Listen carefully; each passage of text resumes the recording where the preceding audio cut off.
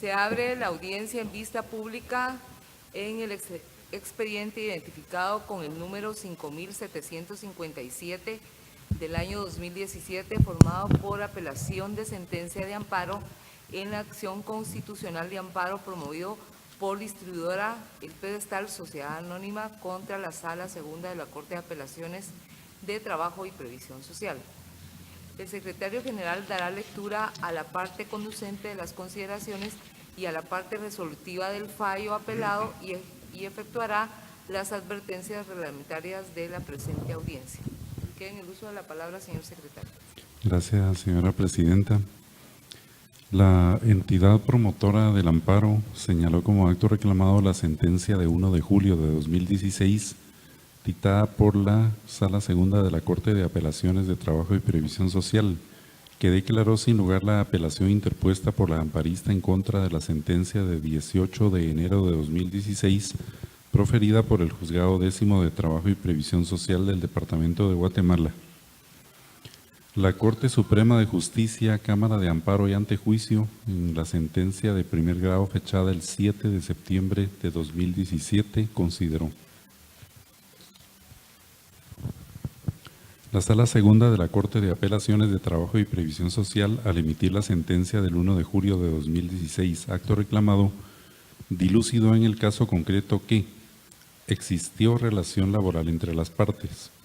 El salario devengado por el actor en los últimos 6 meses fue de 6,359 quetzales, pues al no haberse exhibido el contrato individual de trabajo por parte del demandado, se tenían por ciertas las afirmaciones hechas por el trabajador conforme lo dispuesto por el artículo 30 del Código de Trabajo, y eran procedentes las prestaciones laborales reclamadas en juicio, a excepción de las horas extraordinarias y ventajas económicas, toda vez que las mismas no fueron debidamente probadas en juicio para que se le hubieran hecho efectivas al denunciante.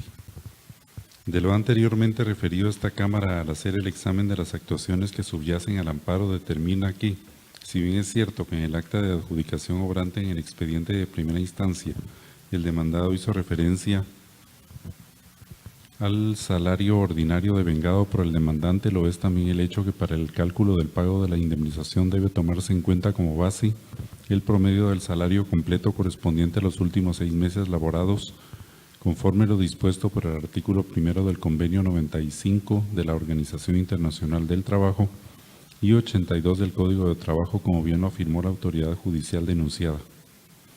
Cabe estimar que la juzgadora de primera instancia y el tribunal ad quem determinaron, conforme lo dispuesto por el artículo 30 del Código de Trabajo, que el sueldo devengado por el exlaborante fue de 6,359 quetzales, pues constaba en la pieza de primera instancia que el amparista no presentó el contrato de trabajo suscrito entre las partes y, aunado a lo anterior, como bien lo afirmó la jueza Acu, el salario requerido por el demandante estaba de acuerdo con los estados de cuenta presentados en juicio por el trabajador, correspondientes a los depósitos que se le efectuaban como pago de su retribución mensual, por lo que el agravio denunciado por la entidad postulante carece de fundamento y asidero legal. Dentro de ese contexto, cabe señalar que la sala cuestionada tomó su decisión utilizando el sistema de valoración de la prueba en conciencia de conformidad con el artículo 361 del Código de Trabajo, que le faculta calificar los medios probatorios propuestos en el juicio aplicando los principios de equidad y de justicia para arribar a una convicción más profunda que con un método de valoración preestablecido con el cual no sería factible, es decir, llegar al fondo del asunto en búsqueda de la verdad. Y ante esa situación le era permisible hacer un análisis integral de la prueba presentada por la entidad demandada, con lo cual pretendía la liberación de sus responsabilidades legales con respecto al salario devengado por el exlaborante. Esto no implica que la sala impugnada haya dejado de analizar los documentos aludidos, pues lo que sucedió es que su contenido y eficacia probatoria se vieron mermados, especialmente porque se determinó que las acciones y medidas de la parte patronal eran para evadir las obligaciones que la ley le impone como empleador en prejuicio de los derechos laborales del trabajador demandante. En congruencia con lo anterior, cabe indicar que es factible un pronunciamiento como el sostenido por la Sala Segunda de la Corte de Apelaciones de Trabajo y Previsión Social, pues el mismo se sustentó en el principio de irrenunciabilidad de los derechos laborales contenidos en el artículo 106 de la Constitución Política de la República de Guatemala. El hecho de que la sala refutada haya apreciado la prueba en conciencia no trasciende en el ámbito constitucional en afectación o violación de derechos de la accionante, porque expuso de manera clara y precisa las razones que le condujeron a sostener un pronunciamiento como el contenido en el acto enjuiciado en esta vía. Por lo expuesto precedentemente, este Tribunal Constitucional arriba a la conclusión de que la autoridad denunciada, al conocer en alzada del recurso de apelación interpuesto por la entidad demandada, actuó dentro de sus facultades legales, tal y como lo preceptúa el artículo 203 de la Constitución Política de la República de Guatemala y 372 del Código de Trabajo. Por lo anterior, no se configura el agravio denunciado por la postulante, pues la autoridad denunciada concentró su análisis respecto al vínculo laboral y al salario devengado por el demandante en los últimos 6 meses de su relación laboral con la entidad distribuidora del Pedestal Sociedad Anónima, habiéndosele respetado el derecho de defensa y el principio jurídico del debido proceso. Como consecuencia de lo anteriormente señalado, no se evidencia la existencia de agravio que lesione los derechos y garantías constitucionales de la entidad accionante que deban ser reparados por esta vía, razón por la cual el amparo planteado deviene notoriamente improcedente, por lo que se condena en costas a la entidad amparista y sí se impone la multa correspondiente al abogado patrocinante de conformidad con el artículo 46 de la Ley de Amparo, Exhibición Personal y de Constitucionalidad. Con esos argumentos, el Tribunal de Primer Grado declaró deniega por notoriamente el amparo interpuesto por la entidad distribuidora del Pedestal Sociedad Anónima en contra de la Sala Segunda de la Corte de Apelaciones de Trabajo y Previsión Social. Se condena en costas a la entidad postulante por la razón considerada. Impone multa de 1,000 quetzales al abogado patrocinante Otto Walter Gudiel Herrera, quien deberá hacerla efectiva en la tesorería de la Corte de Constitucionalidad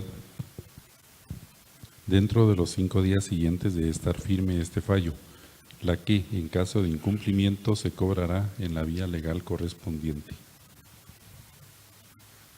De conformidad con lo que establece el artículo 67 del Acuerdo 1-2013 de esta Corte, quien haga uso de la palabra en esta audiencia deberá dirigirse directamente al tribunal, expresar sus alegaciones en forma oral de conformidad con el objeto de la vista pública previsto en el artículo 61 del acuerdo mencionado y no dar lectura a ningún documento salvo que para ello cuente con autorización previa de la señora presidenta. Deberá concretarse el asunto planteado, ser breve, conciso y preciso en su exposición. Para la expresión de alegaciones, cada una de las partes intervinientes cuenta con un tiempo máximo de 15 minutos. Es todo, señora presidenta. Gracias, señor secretario. Pueden hacer uso de la palabra el solicitante del amparo, apelante y requiriente de la vista pública, distribuidora del Pedregal Sociedad Anónima, por medio del mandatario general judicial con representación, el abogado Otto Walter Gudiel Herrera, quien actúa con su auxilio. Queda en el uso de la palabra. Muy buenos días, honorables magistrados, buenos días a todos los presentes. Tal y como se mencionó por parte del secretario general, este es un tema bastante sencillo. Lastimosamente, la jurisdicción laboral ordinaria, en base a su actuación, a sus resoluciones, ha vulnerado el derecho de defensa y debido proceso de mi representada. Es de hacer notar, previo a mi alegato, que nosotros en ningún momento hemos querido utilizar este mecanismo de defensa como una tercera instancia o como un ente para retardar el proceso, pero estimamos que sí han existido ciertas contradicciones y violaciones a los derechos de mi patrocinada. Es de hacer notar que también conocemos y sabemos que el derecho laboral es tutelar del trabajador, tiende a proteger al mismo y no estamos en ningún sentido evadiendo la responsabilidad. Únicamente solicitamos que se hagan las resoluciones conforme a derecho. Es el caso, señores magistrados, que mi patrocinada sostuvo una relación laboral con el señor Avelino Guati, la cual finalizó en el año 2014.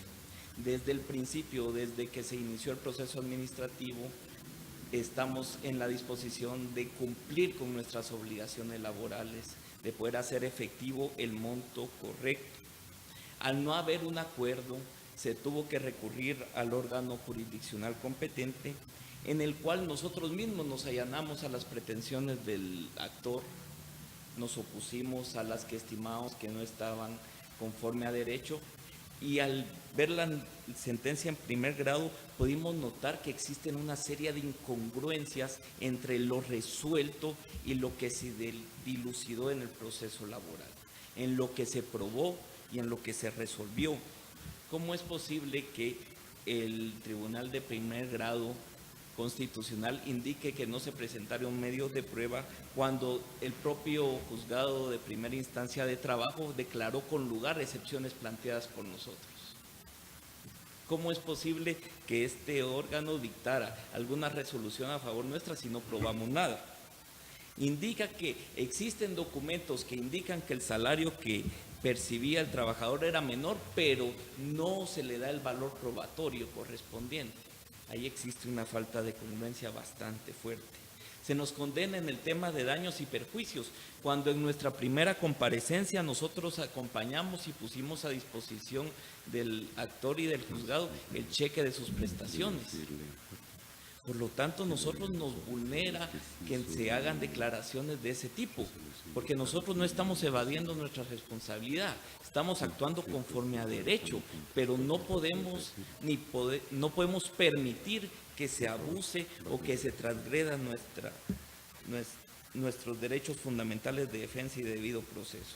La propia Corte de Constitucionalidad, en sentencia de fecha 6 de diciembre del año 2004, dentro del expediente 890 del 2004, indica que el debido proceso incluye una resolución judicial que dé respuesta al fondo del asunto. Asimismo, que para ser válida constitucionalmente y no incurrir en arbitrariedad, debe emitirse con la pertinente fundamentación jurídica y la debida congruencia de la decisión con lo pedido y aquello con lo que consta en las actuaciones judiciales.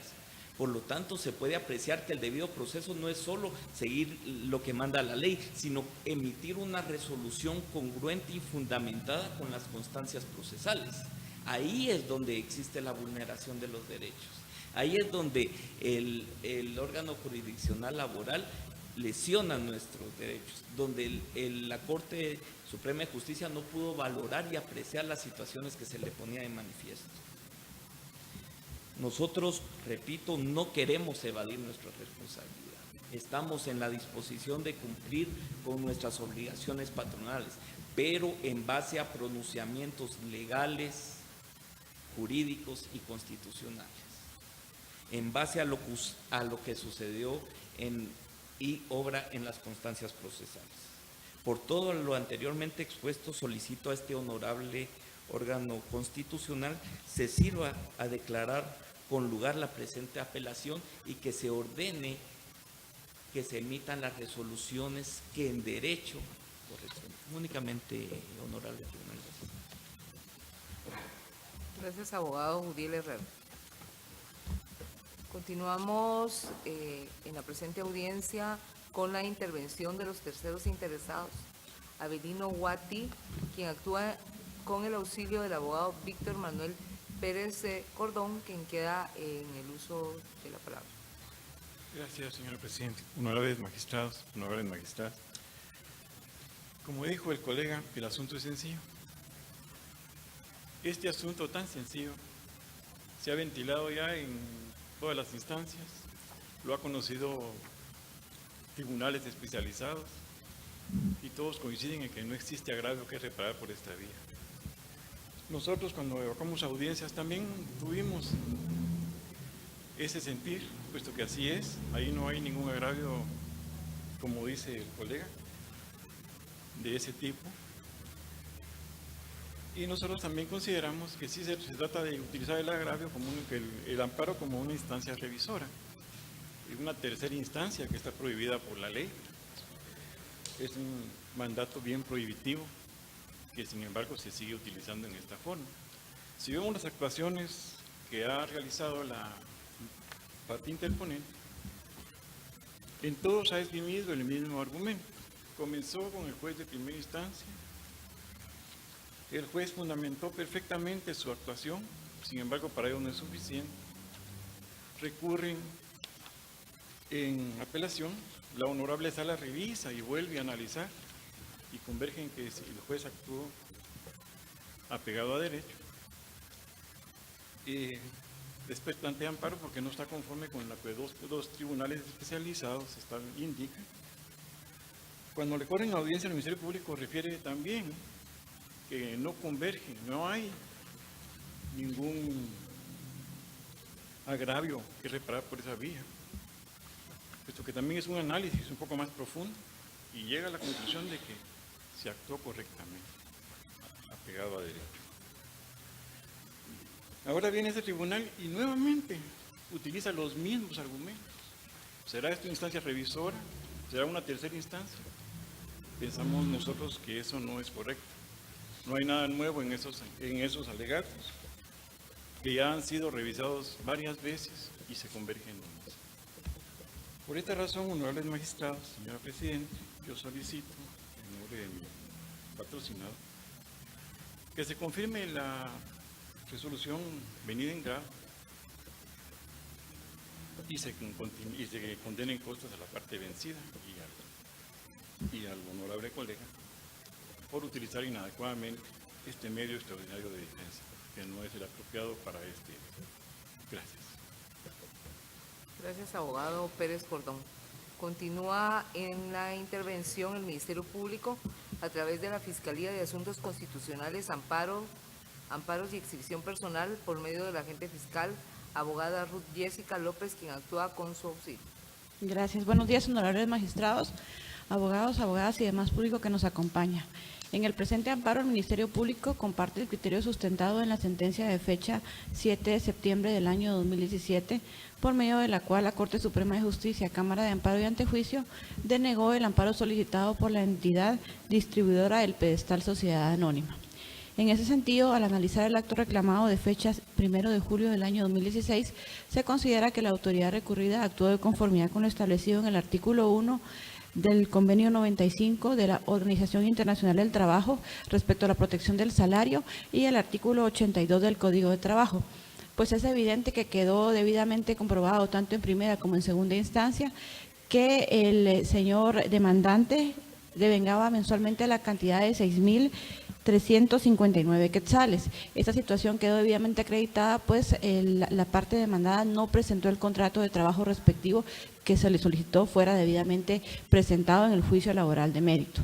En ese sentido, también se tomó en consideración que al momento de revisar los estados de cuenta del señor demandante, los depósitos que le hacía la entidad distribuidora del pedestal Sociedad Anónima correspondían a la cantidad de 6.359 quetzales, que era lo que él devengaba mensualmente, y tomando esta cantidad como referencia, se hizo los cálculos respectivos respecto a los últimos 6 meses de trabajo y se consideró que debería declararse con lugar parcialmente la demanda ordinaria laboral presentada en contra de la entidad amparista.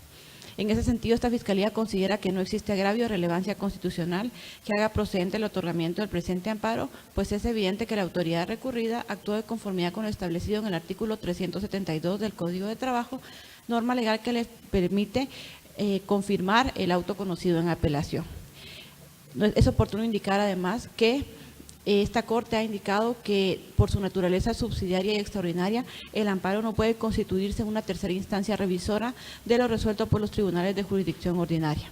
Este criterio ha sido sustentado en las sentencias emitidas en los expedientes 1817 del año 2017 y 1278 del año 2006, por lo que se considera que el solo hecho de que la resolución que se señala como acto reclamado sea contraria a los intereses de la entidad amparista, no es suficiente para acudir a la vía constitucional y pretender desnaturalizar la función de ese honorable Corte al pretender que revise nuevamente las actuaciones que ya fueron discutidas en todas sus instancias. por lo que con fundamento en los argumentos antes expuestos se solicita que al momento de emitir la sentencia respectiva se declare sin lugar el recurso de apelación y en consecuencia se confirme la sentencia de primera instancia de amparo de fecha 7 de septiembre del año 2017 y se deniegue el amparo por ser a todas luces improcedente, emitiendo las restantes declaraciones que en derecho corresponden de conformidad con la ley de amparo, exhibición personal y de constitucionalidad. Muchas gracias. Se clausura la audiencia de vista pública.